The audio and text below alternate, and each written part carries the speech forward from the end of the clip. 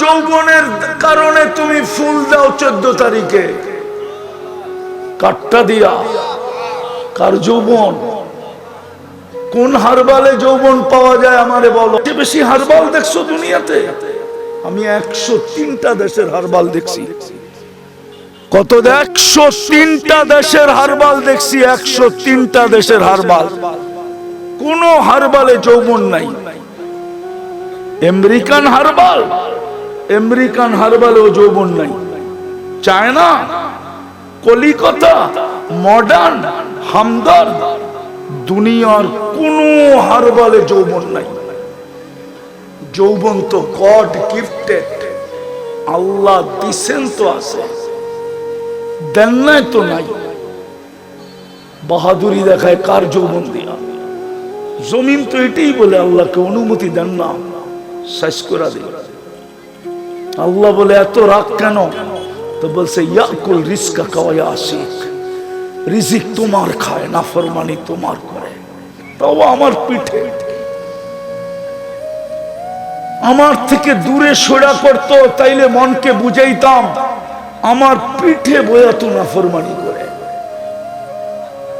ইয়াকুল রিজকা কাওয়া আশিক, রিজিক আপনার খায়, নাফরমানি আপনার। ইয়াতাকাল্লাম বিলিসানি কাওয়া আশিক, বাক শক্তি আপনার, নাফরমানি আপনার। ইয়াসমাউ বিউযুনি কাওয়া আশিক, শ্রবণ শক্তি আপনার, নাফরমানি আপনার। ইয়ানদুরু বিআইনি কাওয়া আশিক, দৃষ্টি শক্তি আপনার, নাফরমানি আপনার। ইউমাইয়িজ বিআকলি কাওয়া আশিক, আপনার দেওয়া আকল দিয়া ভালো মন্দ বোঝে, আর নাফরমানি আপনার করে। ইয়াতাফাক্কার বিকলবি কাওয়া আশিক, আপনার দেওয়া দিল দিয়া চিন্তার বোঝা উঠায়, আর আপনার নাফরমানি করে। ইয়াবতিশু বিয়াদি কাওয়া আশিক, আপনার দেওয়া হাত দিয়া ধরে, আর আপনার নাফরমানি করে। ইয়ামশি বিরিজলি কাওয়া আশিক, আপনার দেওয়া পাও দিয়া চলে, আর আপনার নাফরমানি করে। কানা সগীরা ফাকাব্বারতা, ছোটই তো ছিল, বড় তো আপনিই করলেন, তারপরও আপনার নাফরমানি। কোরআন তো সত্য বলছিল, কুতিলাল ইনসানু মা আকফারা, ও মানুষ তোর চেয়ে বড় অকৃতজ্ঞ কেউ নাই। তুই এত বড় অকৃতজ্ঞ হইলি কি কইরা? এত বড় দয়ালু আল্লাহকে বললি কি কইরা? মা গর্রাকা বিরাব্বিকাল কারীম।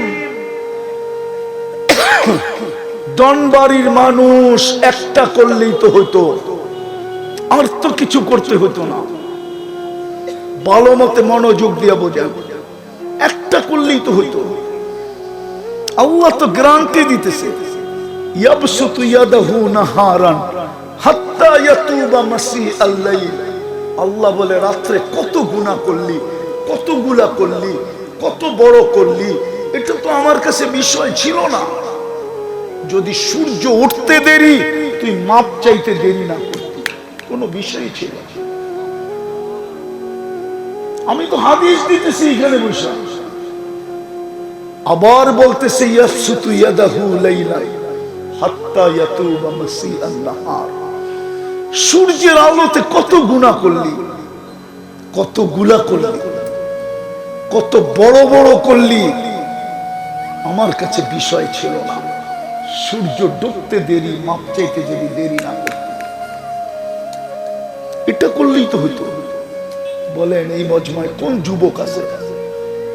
আমি তো ওদেরকে নিয়ে কাঁদি, যে ওদের যৌবন তো আমার চোখের সামনে মাটিতে মিশা যেতেছে।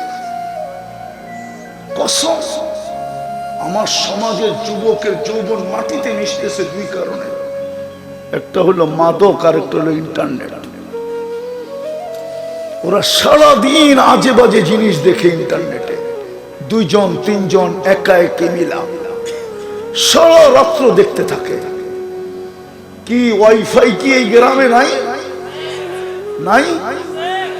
প্রতিবেশীর পাসওয়ার্ড কি আমাদের কাছে নাই? বন্ধুর হটস্পট কি আমাদের কাছে নাই? যুবকদেরকে জিজ্ঞেস করেন না আছে না নাই। ওরা তো জানে না ওদের যৌবন মাটিতে মিশতেছে। আমার সুশীলরা তো মুখে কুলুপ দিয়া বসে আছে, আমার বুদ্ধিজীবীরা তো মুখেই খোলে না। আমার দেশের কর্ণধাররা তো এদিকে তাকাই না, ওরা তো চেন নিয়ে ব্যস্ত। যুবকদের যৌবন যে মাটিতে মিশতেছে এদিকে ওদের খেয়ালই নাই। আমার ডাক্তাররা তো গবেষণাই করে না যে মাটিতে মিশিয়ে দিতেছে। ওরা ডেলি 10 বার গরম হয় আর 10 বার মোবাইলে চুমা দিয়া ঠান্ডা হয়। জিগান জিগান জিগান জিগান পাশে বসা থাকলে জিজ্ঞাসা করেন আমারটা সত্য না মিথ্যা। ওরা তো অর্থ কি সত্য কি নায়িকা সাইকা গায়িকা মডেল সডেল উলঙ্গ সুলঙ্গ দেখা 10 বার গরম হয় আর 10 বার মোবাইলে চুমা দিয়ে ঠান্ডা হয়। জিগান ওগো চেহারাই তো বলে। ওরা তো প্রতি বছর সেক খায়, ওরা সব সেক খাওয়া, সব চেহারা গুলা বলতেছে সেক খাওয়া। ওরা পারে না খালি কলিজাটা বুনা করে দিয়ে দিতে, কিন্তু ডাক্তার অনুমতি দিলে মনে হয় ওটাও দিয়ে দিত, কিন্তু ডাক্তার অনুমতি দেয় না। তারপরে তো সেক খায়, তারপরে তো পিছে পিছে ঘুরে, সারাদিন জুতা দেখে, জুতা বারবার তাকায় তো বিরক্ত হয়ে জুতা দেখায় একবারে সাইজ। আর যদি বাবন হয়ে চাঁদের দিকে দেখে একবারে জব করে বাড়িতে পাঠায় দিল। জিজ্ঞান ওদেরকে জিজ্ঞেস করেন, আমি তো ওদের জন্য কাঁদতেছি, ওদের যৌবন মাটিতে মিশতেছে। কসম খোদা, আল্লাহ তো বলতেছিল যে তুই সারাদিন কি করলি কোনো ব্যাপার ছিল না। ব্যাপার তো হলো সূর্য ডুবতে দেরি, হাত উঠায় মাপ চাইলি কিনা, মাপ চাইতে দেরি করলি কিনা। এক যুবকও তো মাপ চায় না, এখানে একজনও তো নেই যে সূর্য ডুবতে দেরি মনের থেকে আল্লাহর কাছে সরি বলতে দেরি করে না, মাপ চাইতে দেরি করে না। আছে একজন, অভ্যস্ত তো কেউ নাই। সূর্য উঠতে দেরি মাপ চাইতে দেরি করে না, সূর্য ডুবতে দেরি মাপ চাইতে দেরি করে না। সূর্য তো এটা বলতে বলতেই উঠতেছিল, ফাক্তানিন আনা ইয়াউমুন জাদীদ, সুবর্ণ সুযোগ মনে কর আমি নতুন। ডুবতে সময় তো চিৎকার দিতে দিতে বলতেছিল লান আউদ ফি হায়াতিকা আবাদা, হতে পারে আর কোনদিন তুই আমাকে উঠতে দেখবি না। তো যেটা বলতেছিলাম, মুসলমানের দুরবস্থা কেন? শুধু আল্লাহর হুকুম না মানার কারণে। চুরি চুরি সুইনা জুরি, হুকুম না মানতো, যদি মাপ চাইতো 2 বেলা, তাইলেও তো মনকে বুঝাইতে পারতাম।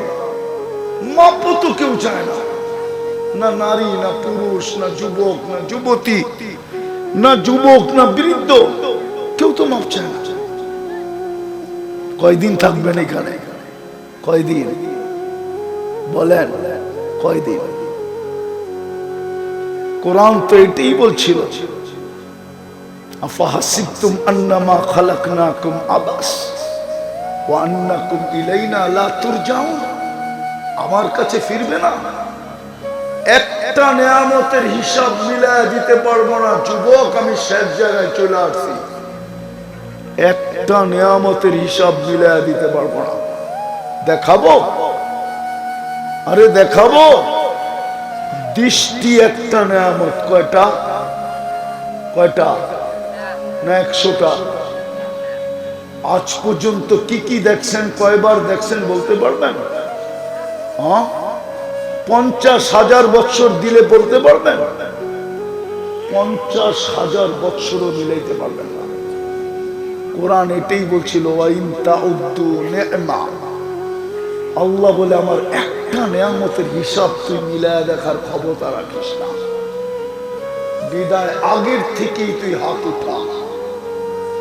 এই জন্যই এই উম্মতকে সুযোগ দিছিলেন, একটা করলেও হতো যে আল্লাহ পারি না, পেটের টানে পারি না, পিছের টানে পারি না, সংসারের টানে পারি না, বিবি বাল বাচ্চার টানে পারি না, ভাই ব্রাদরের টানে পারি না, সংসারিক টানে পারি না, সামাজিক টানে পারি না। কিন্তু তওবা তো করতে পারতাম।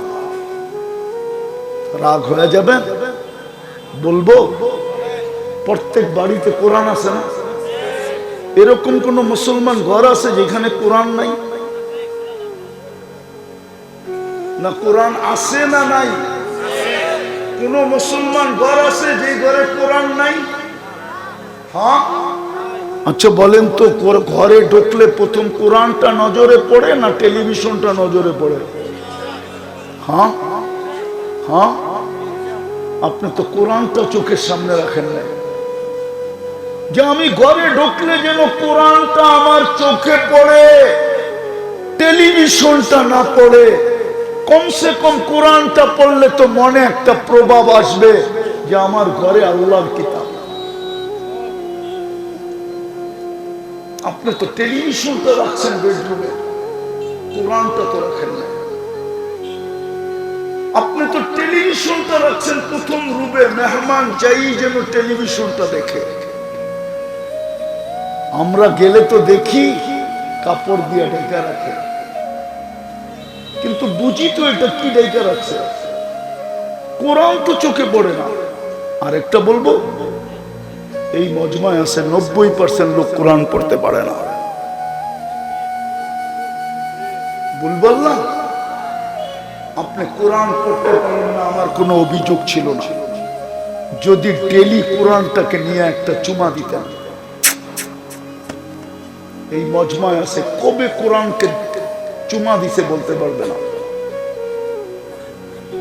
যুবক আছে এই মজমায়, কবে কোরআনটাকে ছুঁয়া দেখছে বলতে পারবে না। ছুঁয়া দেখছে, অথচ ডেলি 50 বার মোবাইল ছুঁয়া চুমা দেয়।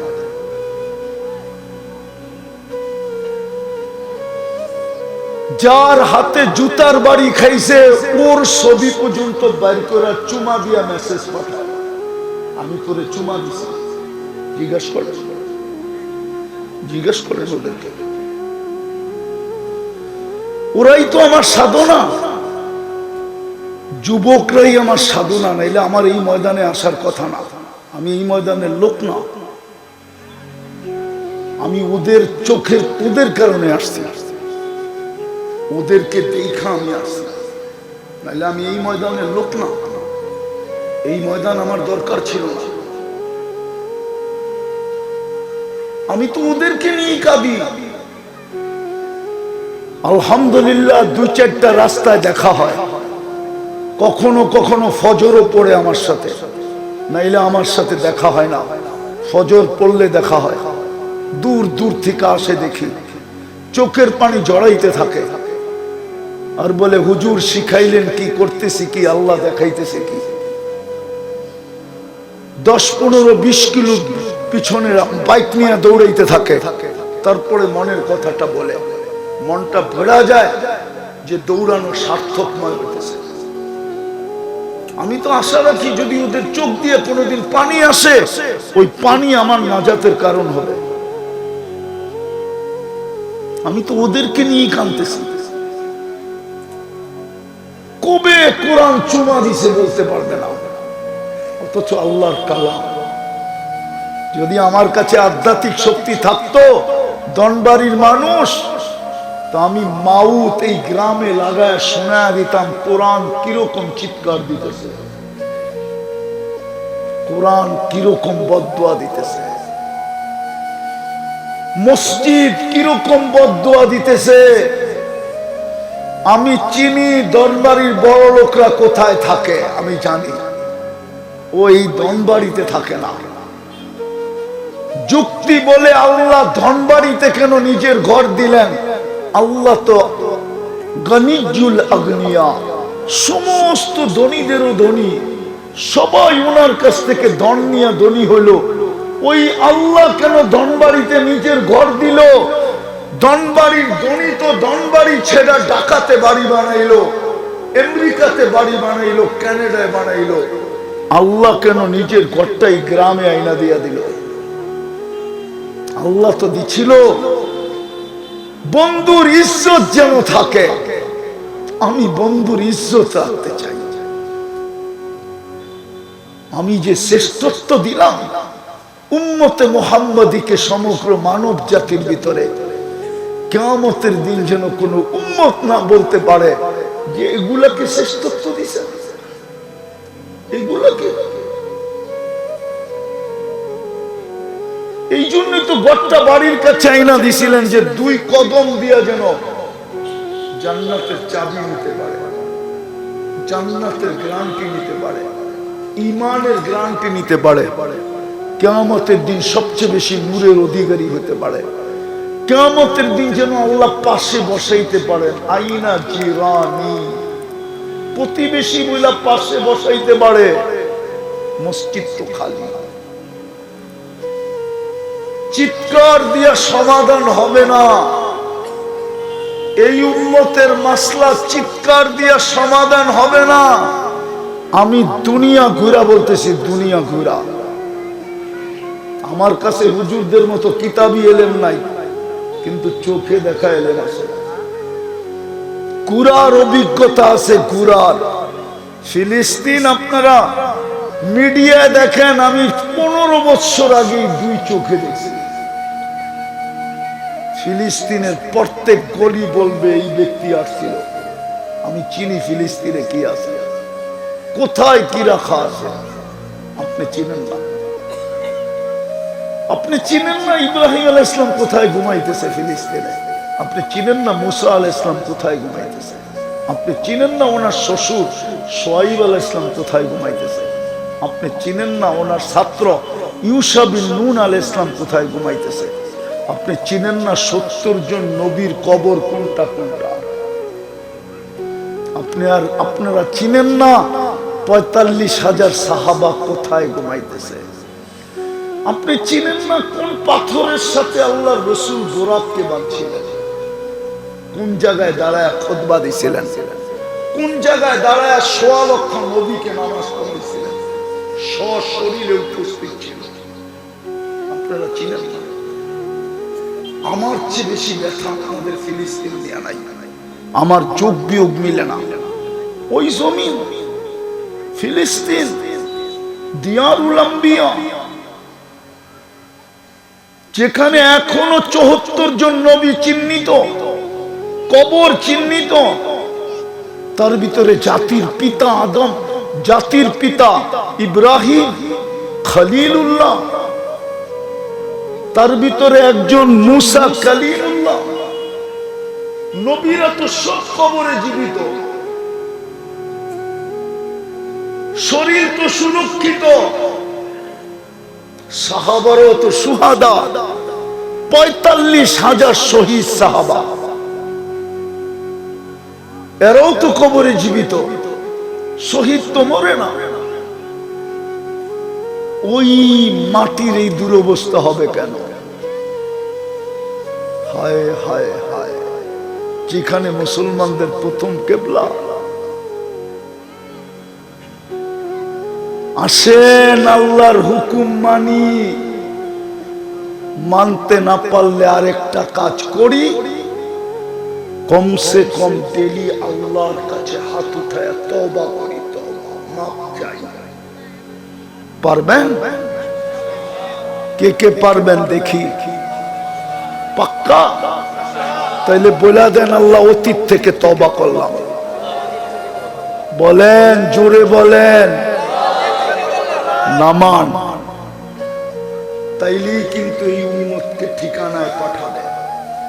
জান্নাত আল্লাহ কারো জন্য বানান নাই, বানাইলো শুধু সান্ত্বনামূলক বানাইছে। হুজুর আমার কথা একমত হবে না, দেখি ভাই কিনা। অন্য উম্মতের জন্য জান্নাত বানান নাই, জান্নাত তো এই উম্মতের জন্যই বানাইছিলেন। বাকিদের জন্য বানাইলেও সান্ত্বনামূলক বানাইছেন। সান্ত্বনা, সান্ত্বনা বোঝেন? স্কুলে দেখবেন সান্ত্বনা পুরস্কার দেয়, মাদ্রাসায়ও মনে হয় দেয়, ঠিক না? সবাইকে তো সান্ত্বনা পুরস্কার দিছে। জান্নাতের কাতার হবে 120টা, 80 কাতার আমরা হবো, 80 কাতার। একজনকে দিবেন 80 কাতার, 1.25 লক্ষকে দিবেন 40 কাতার। তাইলে আমি সান্ত্বনা বলবো না তো বলবো কি বলেন? যুক্তি তো বলে, ঠিক না? সান্ত্বনা বলবো না তো বলবো কি? 1.25 লক্ষকে কয় কাতার? 40, আর একজনকে 80 কাতার। জান্নাত তো আমাদের জন্যই ছিল, আমাদের জন্যই ছিল। সান্ত্বনা যদি না হইতো তাহলে সবাইকে ঘুরায় ঘুরায় দেখাইতো। আসল বন্ধুর জন্য বানাইছেন দেখেই মনে হয় ডাইকা নিয়ে গেছেন, আগেই দেখা নেন ঠিক আছে কিনা বানানো, কোনো চেঞ্জ মেঞ্জ করতে হইব কিনা আগেই দেখা নেন, ওকে আছে কিনা। কারিগর বাড়ি বানায়া মালিকরে আগে ডাইকা নিয়া বলে দেখেন ডিজাইন ঠিক আছে কিনা, কিছু বাইঙ্গা চুরা পরিবর্তন করতে হবে কিনা। আপনি দেখা ওকে করলে চাবি দিয়া দিব, নাইলে আবার পরিবর্তন করব। এই জন্যই তো বন্ধুকে ডাইকা নিয়া জান্নাত দেখাইছেন। দেখেন আপনার জন্যই জান্নাত, ওকে আছে কিনা দেখেন। বন্ধু তো ওকে বলে নাই, চোখের পানি ছাড়তে ছাড়তে আসছেন, 23 বছর কাঁদছেন। জিবরিল মিকাইল জিজ্ঞাসা করছে কাঁদেন কেন? বলছে উম্মতের জন্য চোখের পানি থামে না, আমার উম্মতের গন্তব্য তো জান্নাত, ওই জান্নাতের জন্য চোখের পানি থামে না। পারবেন আর 2টা কাজ করতে? আরে পারবেন, সবাই পারবেন। কে কে পারবেন মনের থেকে? পাক্কা ওয়াদা? নামান যুবকরা পারবা? তোমাদের পায়ে হাত দিয়া বলি করো, একদিন তোমাদের সাথে দেখা হবে ইনশাআল্লাহ। আরে কিয়ামতের মাঠে হোক আর না হোক, জান্নাতের সমুদ্র সৈকতে দেখা হবে। ডেলি হইতে পারে 2 বারও দেখা হবে, আর নাইলে কালকে কি বার? প্রতি শুক্রবারে আল্লাহ দাওয়াত খাওয়াবে, ওইখানে দেখা হবে। হায় হায় হায় হায়, যুবক তোকে ইন্টারনেটের নিশায় ধরছে তাই না, মাদকের নিশায় ধরছে তাই না, আধুনিক হওয়ার নিশায় ধরছে, ঠিক না? আমি তো চাই আল্লাহ করতো তোকে জান্নাতের নিশা ধরতো।